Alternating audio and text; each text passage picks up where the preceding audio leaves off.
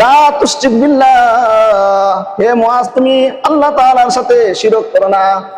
ওয়া ইন কুতিলতা, যদিও তোমাকে হত্যা করা হয়, ওয়া হুররিকতা, এবং তোমাকে আগুনে পুড়ায় দেওয়া হয়, আগুনে জ্বালিয়ে দেওয়া হয়, এরপরও তুমি আল্লাহ তাআলার সাথে শিরক করো না। আন মুআয ইবনে জাবাল রাদিয়াল্লাহু আনহু আন্নাহু ক্বাল, মুআয ইবনে জাবাল রাদিয়াল্লাহু আনহু বলেন, আওসানি রাসূলুল্লাহ সাল্লাল্লাহু আলাইহি ওয়াসাল্লাম বিআশরি কালিমাত, আমাকে রাসূলুল্লাহ সাল্লাল্লাহু আলাইহি ওয়াসাল্লাম 10টি বিষয়ের নির্দেশ করেছেন। লা তুশরিক বিল্লাহ, হে মুআজ তুমি আল্লাহ তাআলার সাথে শিরক করো না।